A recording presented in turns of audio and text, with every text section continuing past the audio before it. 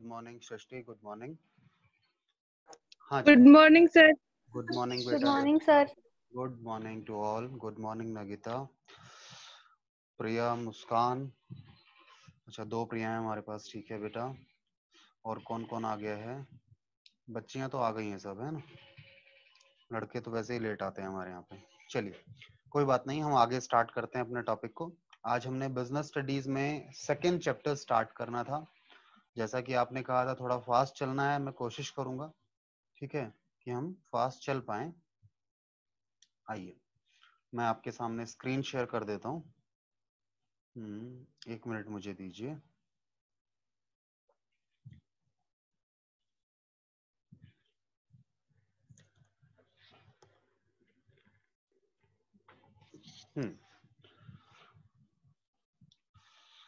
Screen open, हाँ अब हो गई है जी, स्क्रीन आ गई है ना सामने आपके।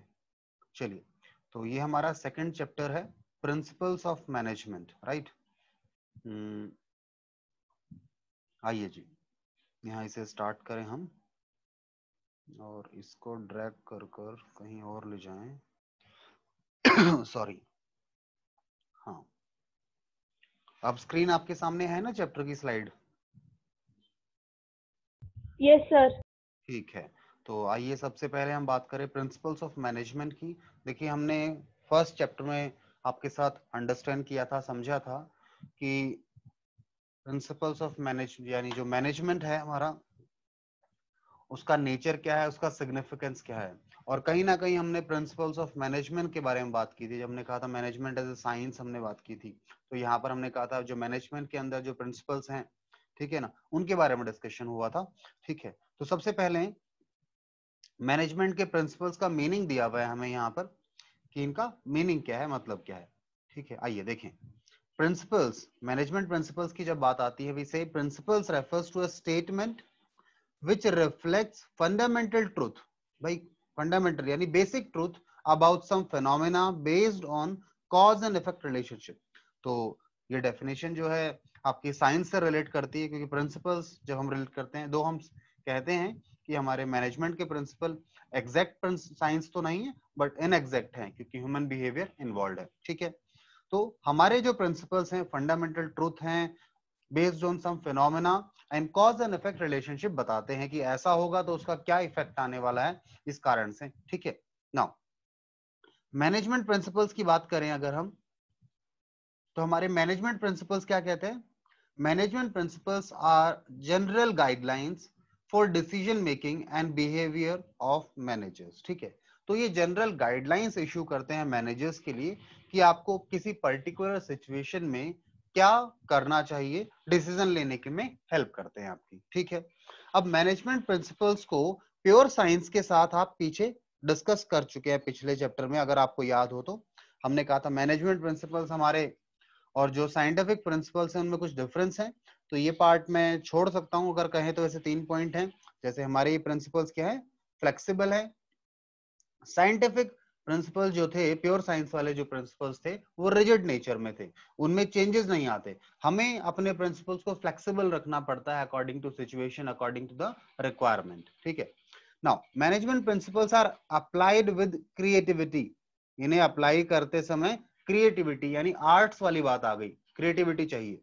ठीक है, साइंटिफिक प्रिंसिपल्स में कोई क्रिएटिविटी नहीं है, वो एब्सोल्यूट और स्टैटिक मैनर के अंदर अप्लाई किए जाते हैं, जैसे हैं वैसे के वैसे ही अप्लाई होने, कोई ज्यादा क्रिएटिविटी की जरूरत नहीं है। Management principles have to keep pace with the change in environment. आपको अपने प्रिंसिपल्स को फॉलो करते समय एनवायरनमेंट में आने वाले चेंजेस का ध्यान रखना है। ठीक है, अगर एनवायरनमेंट में चेंजेस आ रहे हैं तो हो सकता है आपको अपने प्रिंसिपल्स को अकॉर्डिंगली मॉडिफाई करना पड़े। ठीक है, हो सकता है, बट यहाँ ऐसा कुछ नहीं होता।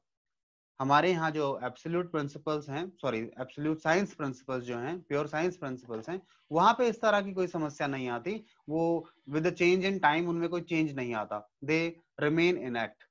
Now then management principles versus techniques. हमारे मैनेजमेंट प्रिंसिपल्स भी हैं और कुछ टेक्निक्स भी फॉलो की जाती है मैनेजमेंट में। तो इन दोनों में क्या डिफरेंस है, फटाफट गो थ्रू कर लेते हैं। देखिए, जो हमारे मैनेजमेंट प्रिंसिपल्स हैं आर गाइडलाइंस फॉर एक्शन। ये गाइडलाइन देते हैं एक्शन के लिए, ठीक है। आपको कोई काम करना है तो उसमें क्या गाइडलाइन दी जाएगी, प्रिंसिपल्स आपको बता देते हैं, इनकी हेल्प से आप समझ सकते हैं, ठीक है। वहीं जो हमारे टेक्निक्स हैं वो क्या बताते हैं, वो आपको बताते हैं मेथड यानी तरीका, एंड प्रोसीजर, किस तरीके से काम किया जाएगा, यानी बेसिक ग्राउंड लेवल पर काम करते हैं। ये जो प्रिंसिपल्स हैं ये ब्रॉडर लेवल पर आपके लेआउट आपको दे देते हैं, उसके अंदर उस काम को करवाना कैसे है उसके लिए आप टेक्निक सप्लाई करते हैं, ठीक है। सो यहाँ पर क्योंकि प्रोसीजर्स हैं तो सीरीज ऑफ स्टेप्स होंगे यहाँ पर, ठीक है, टू अकम्प्लिश आवर गोल्स, ठीक है। उसके बाद देखिए हमारे पास नेक्स्ट है जी,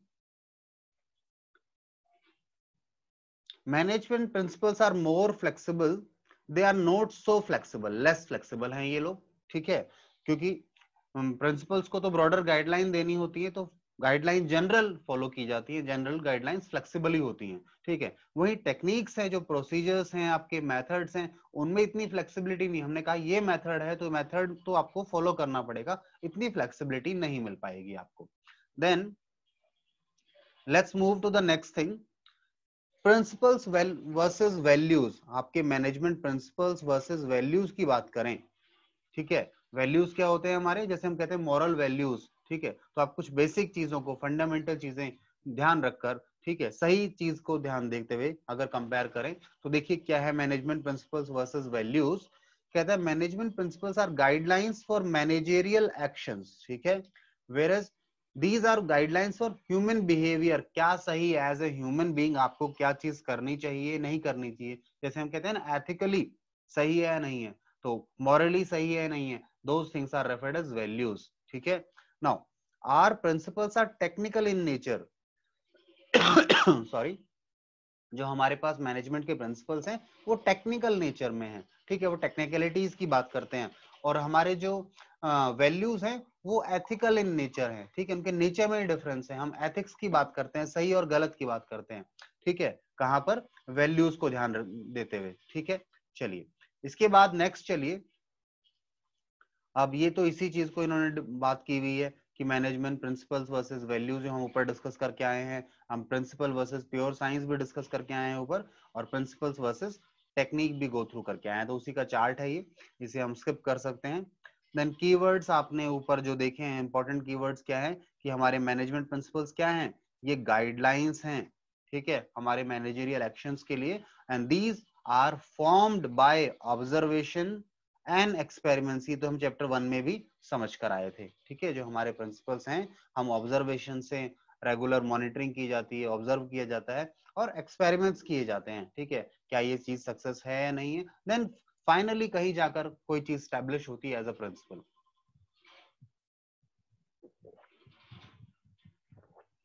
यहां तक किसी को कोई डाउट है तो बताइए, यहां तक कुछ पूछना हो किसी को,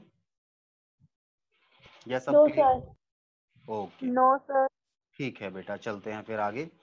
बिजनेस स्टडीज में बच्चा कम डाउट पूछता है, पता नहीं क्यों, ठीक है, और पढ़कर जरूर आया कीजिए, आप पढ़कर अगर आएंगे क्लास से पहले, रीड करके आएंगे कि नेक्स्ट हमारे क्या टॉपिक होंगे, 2-3 टॉपिक करके आएंगे तो शायद ज्यादा मजा आएगा, और क्वेरीज भी आ सकती हैं वहां पर, ठीक है। Now next our topic is nature और फीचर्स ऑफ या कैरेक्टरिस्टिक्स ऑफ मैनेजमेंट प्रिंसिपल्स। हमारे जो मैनेजमेंट प्रिंसिपल्स हैं उनका आप नेचर कह लीजिए, कैसा नेचर है, उनकी क्या फीचर्स हैं, कैरेक्टरिस्टिक्स हैं, उस पर बात करते हैं। पीछे हम मैनेजमेंट की बात कर रहे थे चैप्टर 1 में, यहाँ मैनेजमेंट प्रिंसिपल्स पर फोकस रहेगा सारा इस चैप्टर में, ठीक है। तो देखिए यूनिवर्सल एप्लीकेबिलिटी, परवेसिव, यूनिवर्सल है तो परवेसिव हो गए, सब जगह अप्लाई होते हैं, ठीक है, मैनेजमेंट प्रिंसिपल सब जगह अप्लाई होते हैं। बस ध्यान दीजिएगा, सब जगह से मेरा मतलब है बिजनेस ऑर्गेनाइजेशंस में या डिफरेंट ऑर्गेनाइजेशंस में, अगर आप बिजनेस ऑर्गेनाइजेशन नहीं कहना चाहें क्योंकि हो सकता है बिजनेस तो प्रॉफिट के लिए काम करता है, नॉट फॉर प्रॉफिट ऑर्गेनाइजेशंस हैं वो भी मैनेजमेंट प्रिंसिपल्स को यूज करते हैं, और ठीक है।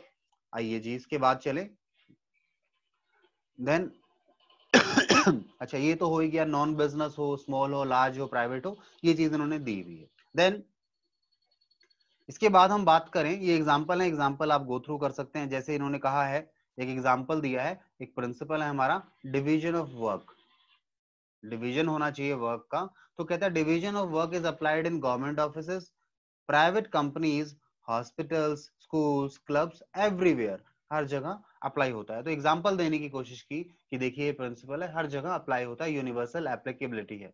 यूनिवर्सल एप्लीकेबिलिटी से मेरा मतलब ऑर्गेनाइजेशन से है, ठीक है, ध्यान रखिएगा, क्योंकि साइंटिफिक प्रिंसिपल नहीं है। हाँ जी, उसके बाद जनरल गाइडलाइंस। देखिए हमारे जो मैनेजमेंट प्रिंसिपल्स हैं ना, वो जनरल गाइडलाइंस देते हैं हमें, ठीक है, क्या देते हैं, जनरल गाइडलाइन देते हैं, स्पेसिफिक नहीं है, ठीक है। So they do not provide readymade solution for every problem. In general क्या होना चाहिए वो आपको बताते हैं, बट आप कहें नहीं हर पर्टिकुलर चीज के लिए एक प्रिंसिपल होना चाहिए, दैट इज नॉट पॉसिबल, ठीक है, बिकॉज हम ह्यूमन बिहेवियर इन्वॉल्व है, और हमने कहा, ठीक है, कि हमारे केवल जनरल गाइडलाइन दे रहे हैं, ठीक है, उसके अंदर आपको टेक्निक्स वगैरह जो होंगी वो आप लगाएंगे, अप्लाई करेंगे मैनेजमेंट प्रिंसिपल्स के बाद, ठीक है ना। नाउ जैसे एग्जांपल सुनिए, यहाँ पर एक एग्जांपल है, principle of stability of tenure, ठीक है, स्टेबिलिटी होना चाहिए टेन्योर में एक एम्प्लॉय के। उसमें क्या कहा गया है, it consist on giving a stable time period to employees to settle down, ठीक है, क्या कहता है स्टेबल, ये प्रिंसिपल कि जो हमारा एम्प्लॉय है उसे आप स्टेबिलिटी दीजिए ताकि वो चीजों को समझ पाए, फिर उनको आगे इंप्रूव कर पाए, काम कर पाए अपना, ठीक है। तो उसे एक स्टेबल टाइम देना चाहिए हमें, ऐसा नहीं कि आप आज इस डिपार्टमेंट रख रहे हैं एक एम्प्लॉय को ह्यूमन रिसोर्स डिपार्टमेंट में, नेक्स्ट डे आप कहते हैं नहीं आप अकाउंट्स डिपार्टमेंट में चले जाओ, फिर आप उसके अगले दिन कहते हैं नहीं आप अकाउंट्स डिपार्टमेंट में नहीं रहिए, आप मार्केटिंग में चले जाइए, सो ऑन। भाई थोड़ा समय दो, let him understand the things, ठीक है। तो stability of tenure is required. अब नाउ हमने कहा ये स्टेबिलिटी ऑफ टेन्योर तो चाहिए now, but how much time period to be given, कितने समय के लिए उसे रखा जाना चाहिए, ये प्रिंसिपल्स नहीं बताते, that depends upon situation to situation, ठीक है। उन्होंने बस इतना बताया कि उसे स्टेबिलिटी देनी चाहिए, उसके टेन्योर में कुछ स्टेबिलिटी होनी चाहिए, 6 महीने होगा, साल भर होगा, 2 साल होगा, ये चीज प्रिंसिपल्स नहीं बताते, ठीक है।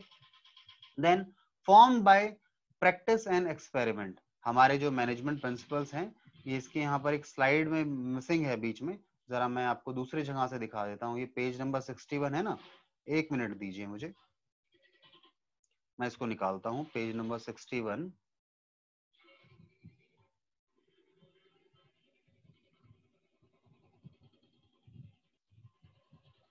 हाँ, मैं आपको दूसरी स्लाइड दिखा रहा हूँ एक,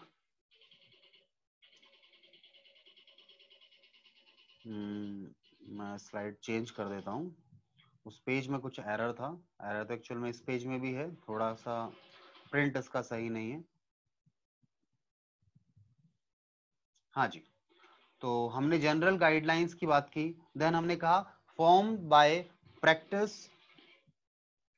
ठीक है, एंड एक्सपेरिमेंट्स, आप इन्हें एज प्रैक्टिस से समझ लेकर आइए।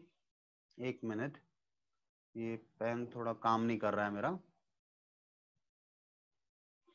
हाँ, फॉर्म बाय प्रैक्टिस, जब हमारे मैनेजमेंट प्रिंसिपल्स बनाए जाते हैं कैसे, प्रैक्टिस से बनाए जाते हैं, एक्सपेरिमेंट्स किए जाते हैं, ऐसा नहीं कि मन में आया कुछ भी बना दिया, रेगुलरली अब followed practice and experimented one can be contented as a principle, ठीक है। तो यहाँ पर समझिए इस बात को कि हमारे जो मैनेजमेंट प्रिंसिपल्स हैं वो develop after deep and thorough research work, ठीक है, रिसर्च वर्क किया जाता है, डीपली उसे समझा जाता है, देन फाइनली वी से कि ये हमारा मैनेजमेंट प्रिंसिपल यूज हो सकता है, ठीक है। अब ये रातों रात नहीं बनाए जाते हैं, वही उन्होंने कहा है, these are not developed overnight, ठीक है, प्रॉपर ऑब्जर्वेशंस आर रिक्वायर्ड। अब इसका एग्जांपल समझिए आप, डिवीजन ऑफ वर्क जो है is not developed overnight, but principle was developed when it was observed that dividing the work result in improved performance। तो ये काफी समय तक ऑब्जर्व किया गया लोगों के द्वारा कि भैया अगर डिवीजन ऑफ वर्क होता है तो उससे आपकी परफॉर्मेंस इंप्रूव होती है। आप स्पेशलाइजेशन, जैसे लेट्स सपोज मैं अभी आपको अकाउंट्स या बिजनेस स्टडीज पढ़ा रहा हूँ, ठीक है, अब मुझे कहा जाए नहीं आप टीचर हैं, आप पढ़ा सकते हैं, तो आप फिजिक्स भी पढ़ा दो, केमिस्ट्री पढ़ा दो, नहीं, division of work is required, ठीक है। आप हर चीज में स्पेशलाइजेशन नहीं लेकर आ पाते क्योंकि आपके पास बहुत सारी चीजें हो जाएंगी, तो डिवीजन होना चाहिए, आप उससे आपकी परफॉर्मेंस इंप्रूव होगी, आपके पास ध्यान देने के लिए, काम करने के लिए एक ही चीज है, आप उस पर ज्यादा अच्छे से फोकस करेंगे, ज्यादा प्रैक्टिस करेंगे उसको, ठीक है। तो ये इंपॉर्टेंट चीज है। देन नेक्स्ट, नेचर इज और कैरेक्टरिस्टिक और फीचर इज फ्लेक्सिबल। हमारे मैनेजमेंट प्रिंसिपल्स फ्लेक्सिबल हैं। फ्लेक्सिबल क्यों हैं? Because we have to deal with human beings, हमें फ्लेक्सिबिलिटी लानी पड़ेगी। रिजिड हो गए तो काम नहीं चलेगा। टेक्निक्स रिजिड हो सकती है थोड़ी बहुत, प्रिंसिपल्स रिजिड नहीं है हमारे, ठीक है। सो आई होप ये सेल्फ अंडरस्टूड पॉइंट है आपके लिए, ठीक है। एग्जाम्पल इन्होंने इसीलिए नहीं दिया शायद, ठीक है। देन मेनली बिहेवियर है, ये बिहेवियर को ये गाइड करते हैं कि किस तरीके से सिचुएशन है, उसमें क्या होना चाहिए, ठीक है। So management principles are formed to guide and influence behaviour of employees, ठीक है। ये बिहेवियर को गाइड करते हैं, ठीक है, और उसे इन्फ्लुएंस करते हैं, ठीक है। एग्जाम्पल समझिएगा। प्रिंसिपल ऑफ डिसिप्लिन, हमारे पास एक प्रिंसिपल है, प्रिंसिपल ऑफ डिसिप्लिन। आगे हम सारे प्रिंसिपल्स को गो थ्रू करेंगे, ठीक है। प्रिंसिपल ऑफ डिसिप्लिन जो है ये इंप्रूव करता है commitment of employees toward the organisation. और एक प्रिंसिपल और है principle of spirit de corps. वो क्या करता है? वो आपके बिहेवियर को मोल्ड करता है, एम्प्लॉइज के बिहेवियर को टुवर्ड टीम स्पिरिट, कि टीम स्पिरिट होनी चाहिए। यानी आपके बिहेवियरल चेंज लाने में आपको हेल्प करते हैं ये प्रिंसिपल, ताकि ऑर्गेनाइजेशन के गोल्स को अचीव किया जा सकता है, ठीक है। Then next we have is, एक मिनट, अगला हमारे पास जो है वो है कॉज एंड इफेक्ट रिलेशनशिप। जो हमारे प्रिंसिपल्स हैं ये कॉज एंड इफेक्ट रिलेशनशिप पर काम करते हैं। यानी आपको यहाँ पर जब प्रिंसिपल्स को अप्लाई किया जाता है तो देखा जाता है कि किस इनके क्या कारण है, और अगर प्रिंसिपल को अप्लाई किया जाए तो क्या इफेक्ट आएगा, वो सारी चीजें यहाँ बात की जाती हैं, ठीक है। उन्हें आप समझ सकते हैं यहाँ पर, और उसी के बेस पर ये बने हैं कॉज एंड इफेक्ट रिलेशनशिप पर। तो देखिए, management principles are based on cause and effect. That means that principles tells us if a particular principle is applied in a situation. एक particular principle को आप apply करते हैं एक situation के अंदर, then what might be the effect. अगर एक principle को apply किया जा रहा है तो उसका effect क्या आएगा, इन चीजों को study किया जाता है यहाँ पर, ठीक है। Now, although these principles cannot state perfectly absolute result, देखो एब्सोल्यूट या परफेक्ट रिजल्ट तो नहीं बता सकते, ह्यूमन बिहेवियर इन्वॉल्व है, ह्यूमन बीइंग इन्वॉल्व है, बट मोर और लेस एक्यूरेसी लेवल अच्छा होता है इनका, ठीक है। नाउ, और वही इन्होंने लिखा है यहाँ पर, क्योंकि एक्यूरेट नहीं होगा 100%, एब्सोल्यूट तो नहीं हो सकता, ह्यूमन बीइंग्स इन्वॉल्व हैं, ठीक है। But it helps in knowing some idea, एक आइडिया लग जाता है आपको इसका इफेक्ट क्या आएगा, ठीक है, on an average. Now contingent, contingent आप समझते हैं, आपके ये टर्म काफी इंपॉर्टेंट है हम लोगों के लिए। हाँ जी, कोई कुछ पूछ रहा है बच्चे बीच में, किसी ने हैंड रेज किया शायद, बताइए बेटा। दीपांशु कुछ पूछ रहे हैं आप? No sir. नो सर, ठीक है बच्चे, आगे चलते हैं फिर तो। पता नहीं ये कनेक्टिविटी इशू है या ऐसा है, बच्चा जब बोलता है तो मुझे आवाज सही नहीं आती है अच्छे से। क्या ऐसा आपके साथ भी होता है, मेरी वॉइस क्लियर नहीं है क्या? पता नहीं, मुझे ऐसा नहीं होना चाहिए, अगर है तो फिर प्रॉब्लम आती होगी आप लोगों को भी। नाउ कंटीजेंट की बात करें तो कंटीजेंसी पता है आपको क्या होता है? Anything which depends upon something, किसी चीज पर डिपेंड करता है दूसरी चीज पर, यानी अगर दूसरी चीज हुई तो ये होगा। हमारे यहाँ पर है कंटीजेंट लायबिलिटी, हम अकाउंट्स में बोलते हैं, ठीक है। तो वही चीज यहाँ भी अप्लाई होती है। Our principles are contingent means they are dependent, sorry, yes, they are dependent upon the situations prevailing in organization. क्या सिचुएशन है अकॉर्डिंगली, ठीक है ना, काम होगा। Now their application and effect depends upon the nature of organisation. The application of principle has to be change with the change in situation. तो क्या situation है उसके हिसाब से आप अपने प्रिंसिपल्स को चेंज कर सकते हैं, उनमें मॉडिफिकेशन ला सकते हैं, क्योंकि मेन क्या है, ऑब्जेक्टिव्स हमारे क्या हैं, हमें ऑर्गेनाइजेशन गोल्स को अचीव करना है, अपने ऑब्जेक्टिव्स को अचीव करना है, एंड अकॉर्डिंगली जैसी सिचुएशन है, जैसी रिक्वायरमेंट है, अकॉर्डिंगली हम अपने प्रिंसिपल में चेंजेस ला सकते हैं, फ्लेक्सिबल इन नेचर है। अच्छा, यहाँ पे जो एग्जांपल दिया है इन्होंने, ठीक है, एग्जांपल तो मैं रीड नहीं करवा पाऊंगा क्योंकि स्क्रीन में कुछ एरर है यहाँ पर, ठीक है, आप बुक से रीड कर लीजिएगा इसको। देन नेक्स्ट हम करेंगे, आइए जी अब मैं दूसरी स्क्रीन पर ले चलूं आपको, क्योंकि ये स्क्रीन मैंने एक ही पेज के लिए निकाली थी। हाँ, हो सकता है यहाँ पे वो एग्जांपल हो हमारे पास।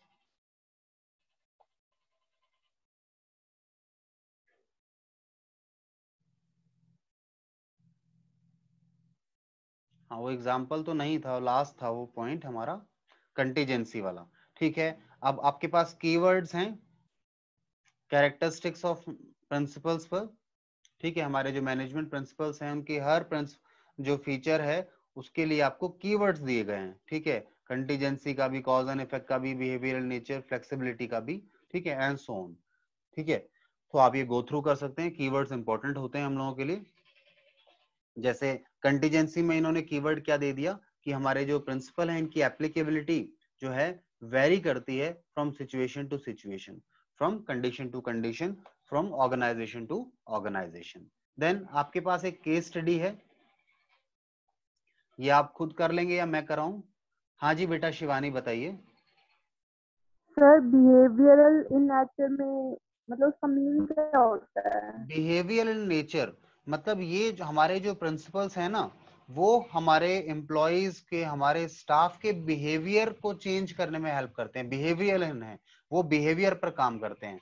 ठीक है, जैसे हमने कहा एक हमारे पास एग्जांपल आया था यहाँ पर कि टीम स्पिरिट की बात आई थी। हमारा एक प्रिंसिपल है, तो वो एक आपके बिहेवियर को चेंज करने में हेल्प करेगा। एज ए ह्यूमन बीइंग हमारा बिहेवियर है, हम अकेले काम करना पसंद करते हैं, but our principles help us in understanding the importance of behavioural change. वो कहते हैं टीम, एज अ टीम हमें काम करना है, तो आपके बिहेवियर में चेंज लाने में हेल्प करते हैं, क्योंकि बिहेवियर में चेंज नहीं आएगा तो हम उनसे काम नहीं करवा सकते, अपने एम्प्लॉय से, अपने स्टाफ से।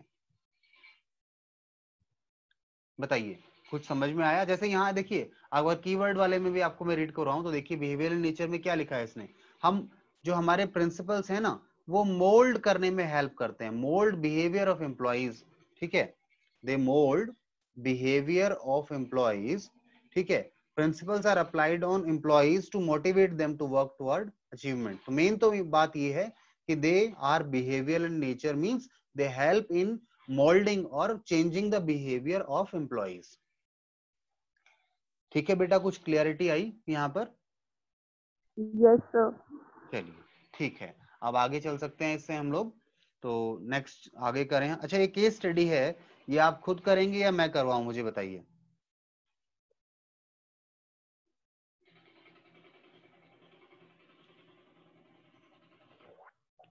खुद कर लेंगे सर। ठीक है, अगर आप कहेंगे तो मैं करवा दूंगा, फिर भी एज अ केस स्टडी मैंने आपको बोला खुद कर लेंगे, और आपसे हो जाता है तो बहुत अच्छी बात है, अदरवाइज नेक्स्ट क्लास में आप मुझसे पूछ सकते हैं। ठीक है, नेक्स्ट क्लास जब भी हो आप मुझसे पूछ लीजिए। बेटा मैं ये एक्चुअल में माउस से लिखने की कोशिश कर रहा था, मेरे पेन में कुछ एरर आ रहा था, इसलिए सही नहीं लिखा गया ये। हाँ जी, नेक्स्ट क्लास में आप पूछ सकते हैं हमसे। ठीक है, चलिए, तो इसके बाद आगे चलें हम लोग, क्योंकि हमें रिवीजन भी करना है इन चीजों का बाद में। ठीक है, तो हो सकता है उस समय हम डिस्कस कर लेंगे। ठीक है, तो इस केस स्टडी में काफी है पॉइंट, 4 हैं, वो जनरली 2-3 होते हैं। ठीक है, तो गो थ्रू करना इंपॉर्टेंट है, यहाँ से चैप्टर आप डिटेल में जाना शुरू कर दो, इंपॉर्टेंट चैप्टर्स हैं, एक एक वर्ड आपको समझ में आना चाहिए। नाउ सिग्निफिकेंस या इंपॉर्टेंस ऑफ मैनेजमेंट प्रिंसिपल्स, क्या सिग्निफिकेंस है, क्या इंपॉर्टेंस है हमारे मैनेजमेंट प्रिंसिपल्स का? तो सबसे पहले देखिए, provide managers with useful insight into reality.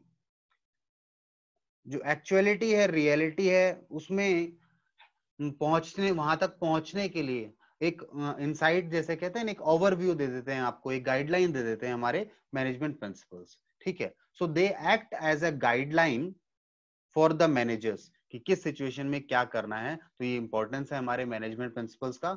ठीक है, तो मैनेजमेंट प्रिंसिपल्स देखियो क्या करते हैं, they improve your knowledge, the knowledge of managers, their ability and understanding. ठीक है, तीनों चीजों को इंप्रूव करने में हेल्प करते हैं, जिससे उन्हें गाइडेंस मिलता है। उनकी जब अंडरस्टैंडिंग चीज को लेकर अच्छी होगी, when they are able to think, उनकी एबिलिटी अच्छी हो जाएगी तो अपने आप वो चीजें इजीली मैनेज कर सकते हैं। ठीक है, तो ये इंपॉर्टेंस है हमारे मैनेजमेंट प्रिंसिपल्स का। ठीक है, जैसे एक अगर आप बात देखें यहाँ पर, तो हमने देखिए यहाँ पर लिखा है क्या, the effect of these principle help managers to learn from their mistake, अपनी मिस्टेक से वो सीखते हैं। These principles guide managers to take right decision at right time. Important बात है, सही डिसीजन सही समय पर लेना। डिसीजन सही ले लिया, समय गलत था तो भी काम का नहीं है। ठीक है, बाद में लिया, जैसे लेट्स सपोज लेट हो गए।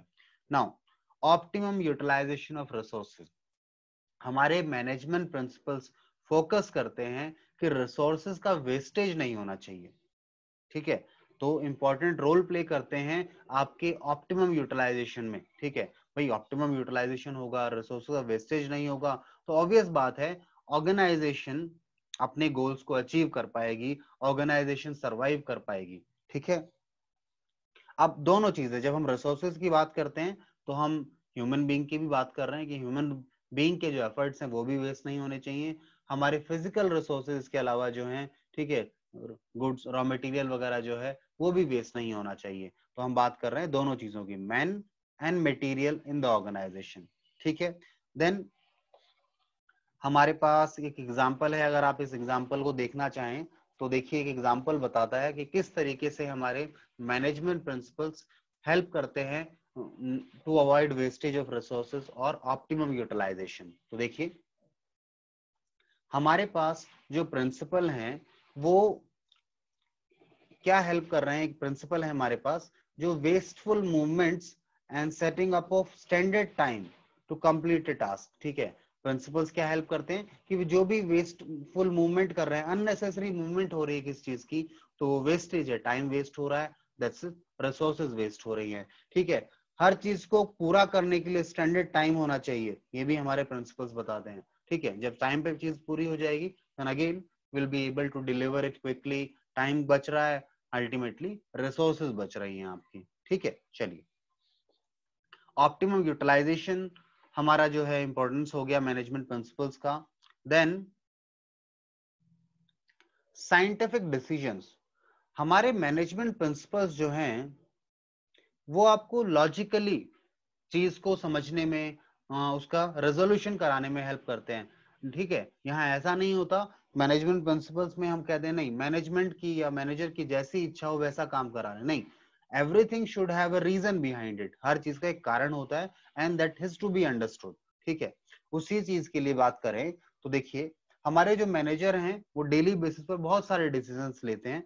ठीक है ना, और ये जो मैनेजमेंट प्रिंसिपल्स हैं ये उन्हें सिस्टमेटिकली और साइंटिफिकली अप्रोचेस हेल्प करते हैं, उन्हें टूल्स देते हैं जिनके हेल्प से उनके डिसीजंस सही हो पाए। ठीक है, तो जो हमारी प्रॉब्लम्स हैं उनको हम सिस्टमेटिकली और साइंटिफिकली सॉल्व कर पाए, उस चीज के लिए आपको इनेबल करते हैं, ये आपको हेल्प करते हैं। एग्जांपल देखिएगा, एक टेलर्स का प्रिंसिपल है, ठीक है, insist on replacement of rule of thumb. Rule of thumb नहीं होना चाहिए कि जो आपने कह दिया वो सही है, नहीं, ऐसा नहीं होगा। We should go by scientific approach, हर चीज के पीछे साइंटिफिक अप्रोच होना चाहिए। ठीक है, यानी लॉजिक्स होने चाहिए, रीजन होना चाहिए, then we say this is a scientific decision we are making. ठीक है, तो मैनेजमेंट प्रिंसिपल हमारे साइंटिफिक इन नेचर हैं, इसलिए साइंटिफिक डिसीजंस होंगे। देन सॉरी,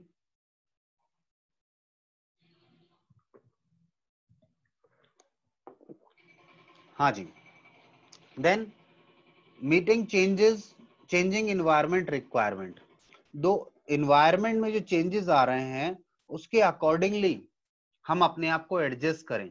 ठीक है, तो हमारे प्रिंसिपल्स इस चीज पर भी फोकस करते हैं कि जो चेंजेस आ रहे हैं, जो रिक्वायरमेंट है according to the change in situation, उस एनवायरमेंट के अकॉर्डिंगली हम अपने आप को अडेप्ट कर पाए। ठीक है, तो आई होप ये आप चीज समझते हैं कि किस तरीके से हमारे मैनेजमेंट प्रिंसिपल्स हेल्प करते हैं, क्योंकि वो फ्लेक्सिबल इन नेचर है। वो कहते हैं according to the change in situation our principles can be modified और बी मेड फ्लेक्सिबल। ठीक है, देन इफेक्टिव एडमिनिस्ट्रेशन में आपको हेल्प करते हैं हमारे प्रिंसिपल्स। हमारा चाहे टॉप लेवल हो, चाहे मिडिल लेवल हो, या कोई भी लेवल हो, जो उसका मैनेजमेंट करना है, जिस लेवल को उसे एडमिनिस्टर करना है, उसे मैनेज करना है, उसमें ये हमारे प्रिंसिपल्स काफी हेल्प करते हैं। ठीक है जी। जैसे अगर बात करें एडमिनिस्ट्रेशन को लेकर, हमारे पास एक प्रिंसिपल है and that name is unity of command. Unity of command है, स्केलर चेन है, यूनिटी ऑफ डायरेक्शन है। ठीक है। यूनिटी ऑफ कमांड कहता है आपको जो कमांड मिलनी चाहिए, आपको ऑर्डर्स मिलने चाहिए ना, किसी सिंगल इंडिविजुअल से मिलने चाहिए, ताकि आपको क्लैरिटी रहे। आपको दो लोग ऑर्डर करेंगे ना तो कंफ्यूजन बढ़ेगा। ठीक है। स्केलर चेन होना चाहिए, यूनिटी ऑफ डायरेक्शन होना चाहिए। तो ये प्रिंसिपल्स आपको हेल्प करते हैं इन बेटर एडमिनिस्ट्रेशन। आप अपने ऑर्गेनाइजेशन को सही से एडमिनिस्टर कर सकते हैं, मॉनिटरिंग हो सकती है, सही से चला सकते हैं, इफेक्टिव भी होगा एंड एफिशिएंट भी होगा, दोनों चीजें आ जाएंगी। Then next we have is sorry fulfilling social responsibilities. देखिए, as a organisation, as a business, every business has its responsibilities toward the society. हमें पता है, हम क्लास 11 में भी पढ़कर आए हैं कि बिजनेस को सोसाइटी से सब कुछ मिलता है। It takes all the resources from the society, तो उसकी कुछ रिस्पॉन्सिबिलिटी बनती है टुवर्ड द सोसाइटी। और हमारे जो प्रिंसिपल हैं वो इन चीजों को ड्यूली कंसिडर करते हैं। ठीक है। वो गाइड देते हैं मैनेजर्स को कि आप अपनी सोशल रिस्पॉन्सिबिलिटीज को भी पूरा कीजिए। अगर आप बात करें, इसके लिए एक एग्जाम्पल है हमारे पास, हमारा एक प्रिंसिपल है, उसकी एग्जाम्पल से समझ सकते हैं, जो कि है फेयर रेम्यूनरेशन का। हमारा प्रिंसिपल है कि फेयर रेम्यूनरेशन मिलना चाहिए हमारे एम्प्लॉइज को, हमारे स्टाफ को। फेयर रेम्यूनरेशन का मतलब वो एडुकेट भी हो, ठीक है ना, और एम्प्लॉइज के इंटरेस्ट का भी ध्यान रखा जाए।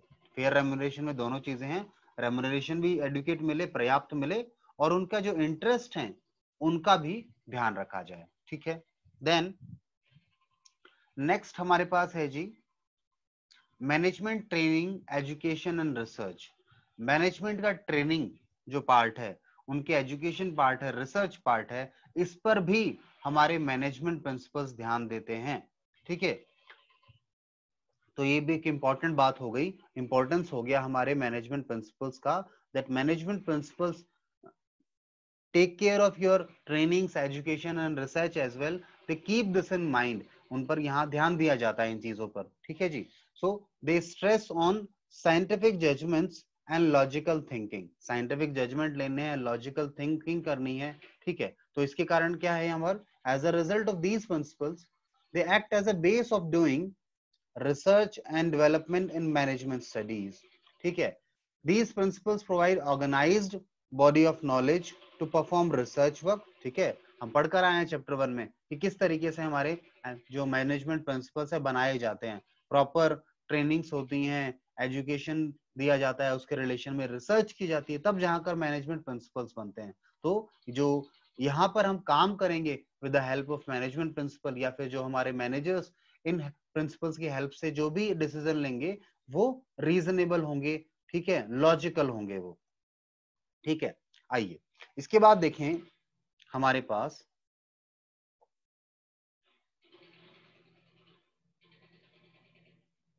कीवर्ड्स, आप गो थ्रू कर लेंगे आई होप।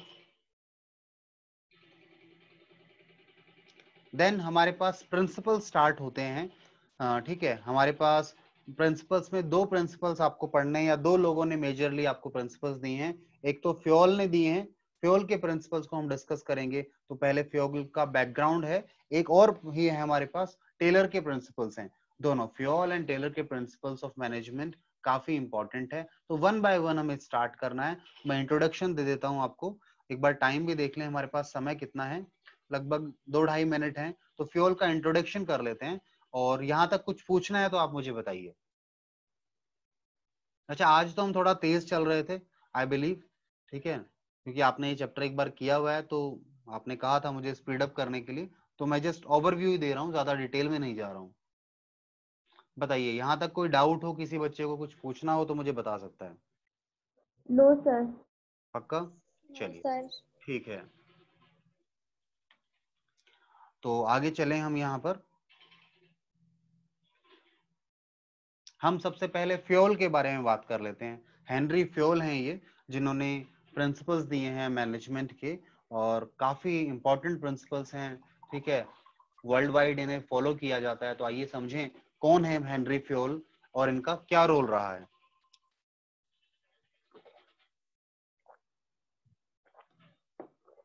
देखिए जी, थोड़ा हिस्ट्री है, थ्योरी है, एक बार गो थ्रू कर लेते हैं कि जो हेनरी फ्योल हैं was born in France in 1841।